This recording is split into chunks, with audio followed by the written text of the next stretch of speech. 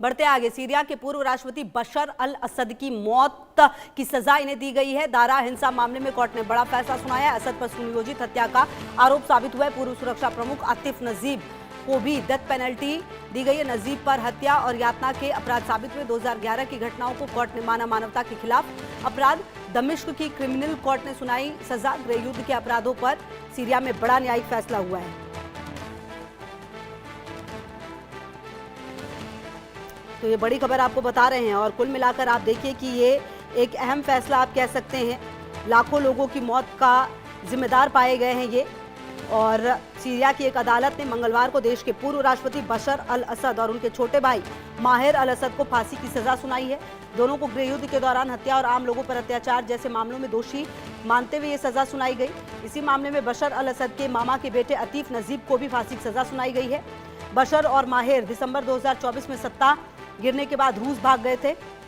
Putin सरकार ने उन्हें शरण दी थी। ऐसे में दोनों की गैर मौजूदगी में यह सजा सुनाई गई है। आतिफ नजीब रूस नहीं भाग पाए, उन्हें जनवरी 2025 में गिरफ्तार कर लिया गया। आतिफ मंगलवार को अदालत में पेश हुए। सुनवाई के दौरान सुरक्षा के कड़े इंतजाम थे। उनको कैदी की वर्दी पहनाकर पिंजरे में लाया गया था। और आपको बता दें कि ये बशर अल असद के खिलाफ किसी आपराधिक मामले में आया पहला फैसला है। दिसंबर 2024 में विद्रोहियों ने दमिश्क पर कब्जा कर उनकी सरकार गिराई थी। इसके साथ ही 1971 में सीरिया पर शासन कर रहे 1971 से जो शासन कर रहे असद परिवार का 53 साल पुराना राज भी खत्म हुआ। सरकार गिरने से ठीक पहले बशर अल असद ने देश छोड़ दिया था।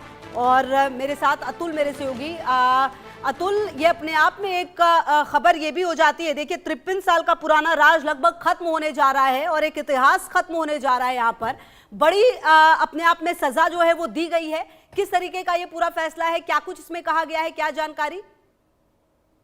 जी देखिए, सीरिया की जो दमिश्क क्रिमिनल कोर्ट है, यानी कि फोर्थ क्रिमिनल कोर्ट, उसने 11 अगस्त को एक ऐतिहासिक फैसला सुना दिया है। और इस फैसले का जो सीधा असर है वो पूर्व तानाशाह और राष्ट्रपति बशर अल असद को जो है मौत की सजा सुना दी है। यानी कि बहुत बड़ी सजा जो है सुनाई गई है उनके अपराधों को देखते हुए। जो है बताया, जो कोर्ट ने जो कोर्ट्स किया है उसके मुताबिक तकरीबन 14 साल लंबे भीषण जो गृह युद्ध चला था उसके दौरान कई सारे युद्ध अपराध, जो वॉर रिलेटेड जो ह्यूमन क्राइम्स थे और मानवता के खिलाफ, यानी वॉर अगेंस्ट ह्यूमैनिटी, जो क्राइम्स अगेंस्ट ह्यूमैनिटी माफ कीजिए, उन सभी के लिए जो है तकरीबन जिसमें 5 लाख लोग बताया जा रहा है कि उनकी जान चली गई थी, उन सभी मामलों में जो है एक फैसला सुना दिया गया है बशर अल असद के खिलाफ। और फैसला जो है वो फांसी का दिया गया है उनको। अब जो बशर अल असद है उनके अलावा उन पर जो है जानबूझकर और सुनियोजित तरीके से बच्चों की हत्या, मनमानी हिरासत और मानवता के खिलाफ जैसे गंभीर अपराध जो है उन पे जो है उनके जो आरोप हैं वो साबित हो गए हैं, जिसके बाद उनको सजा सुनाई गई है।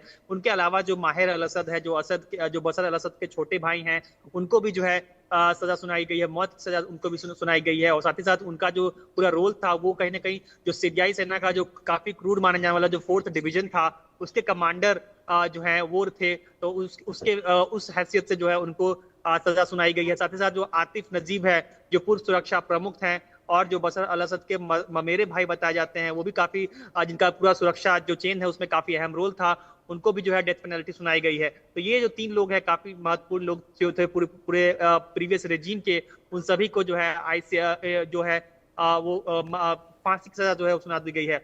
अब आप देखिए कि मार्च 2011 में जिस तरह से कुछ स्कूली बच्चों द्वारा जो है सरकार विरोधी नारे लिखे गए थे, उसके बाद हमने देखा कि नजीब के इशारे पर जो है उन मासूम बच्चों को हिरासत में लिया गया, उनके नाखून उखाड़े गए, भीषण यातनाएं दी गई और इसके बाद कई लोगों की उसमें मौत हो गई। इस तरह के जो बहुत सारे अपराध हैं, चाहे वो शांतिपूर्ण प्रदर्शनों पर गोलीबारी की जैसी घटना हो, क्योंकि आपको याद होगा कि इस तरह की नजीब की सेना ने एक बार जो है विरोध में उतरी शांतिपूर्ण भीड़ पर जो है काफी उमारी मॉस्क के आसपास काफी जो है गोला बारूद से हमला किया था, जिसमें जो है काफी भारी संख्या में जो लोग जो है वो उनकी मौत हुई थी। उसके बाद पूरा एक गृह युद्ध सा जो है वो पूरी देश में जो है वो छा गया था। तो इस तरह की तमाम जो है काफी जो गंभीर अपराध थे उन सभी को जो है न्यायाधीश फखरुद्दीन अल अरियन ने टीवी पर जो इनफैक्ट ये जो पूरा जजमेंट था इसको टीवी पर भी प्रसारित किया गया था। तो आप देखिए सत्ता बदलने के बाद बशर अल असद की किस्मत किस तरह बदली है कि उनके खिलाफ जो फैसला आया है उसको टीवी पर भी जो है सरकारी एजेंसियों ने जो है प्रीमियर किया है, लगातार लाइव स्ट्रीमिंग किया है।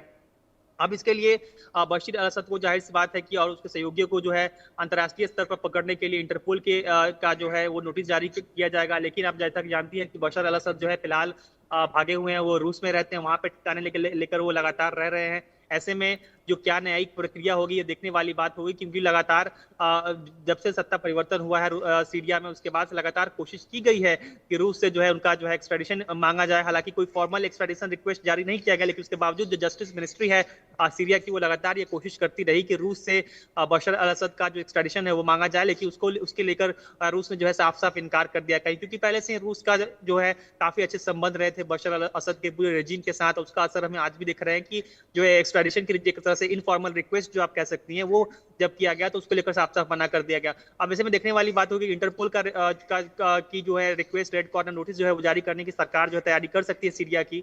लेकिन इस बीच एक पेच ये भी है कि रूस जो है वो इंटरपोल का मेंबर नहीं है, यानी कि अगर इंटरपोल का रेड कॉर्नर नोटिस जारी भी किया जाता है बशर अल असद के खिलाफ, तो भी रूस कहीं से भी बाध्य नहीं है कि वो इस नोटिस का पालन करे और बशर अल असद को जो है पकड़ ले। इसके बाद रास्ता एक और बचता है कि इंटरनेशनल क्रिमिनल कोर्ट के पास जाए सीरिया, लेकिन उसमें पेच ये है कि ना सीरिया ना रूस जो है इंटरनेशनल क्रिमिनल कोर्ट का हिस्सा है, उसके मेंबर स्टेट्स नहीं हैं। तो ऐसे में जो है काफी पेचीदा हो जाता है कि सजा तो सुना दी गई है बशर अल असद को उनके तमाम अपराधों के खिलाफ, लेकिन आखिर सीरिया ये कैसे इंश्योर करेगा कि बशर अल असद जो है उनको रूस से वापस लाया जाए, और यहाँ पर जो है वो जो डेथ पेनल्टी दी गई है उन्हें या फिर उनके जो 2 भाई हैं और जो मिलिट्री के एक और जो अफसर हैं, उन सभी को किस तरह से लाया जाए और उनको सजा दी जाए, ये कभी कहीं ना कहीं काफी टेढ़ी खीर लगती है फिलहाल के लिए। जी बिल्कुल असद, मतलब कुल मिलाकर ये कहा जाए अतुल, तो मतलब सजा तो दे दी गई लेकिन अभी भी टेढ़ी खीर है। मतलब एक नियम बस पूरा हुआ है, लेकिन अभी भी ये कह देना कि असद को फांसी पर लटका दिया जाएगा, ये अभी टेढ़ी खीर है, दूर का मतलब डोल है अभी फिलहाल ये। जी बिल्कुल, देखिए आप देखिए, जब से बशर अल असद जो है इतने सालों तक जो है डिकेड्स तक जो है सीरिया में अपना सत्ता जो है लगातार बनाकर रखे हुए थे, उसकी वजह ये थी कि कई सारे जो देश थे उनके साथ उनके संबंध अच्छे थे, और उनमें से एक देश जो था वो रूस था, और उनके जो प्रीमियर है, राष्ट्रपति हैं व्लादिमीर पुतिन, उनके साथ जो संबंध जो है वो काफी अच्छे थे और लगातार उनके सपोर्ट में थे। इस वजह से जो आप देखिए कि जब बशर अल असद को साल 2024 में दिसंबर में जब तख्ता पलट हुआ सीरिया में, उसके बाद जब पूरा टेक ओवर हुआ सत्ता का, उसके बाद असद जो है अपने परिवार के साथ जो है वहां से भागते हैं।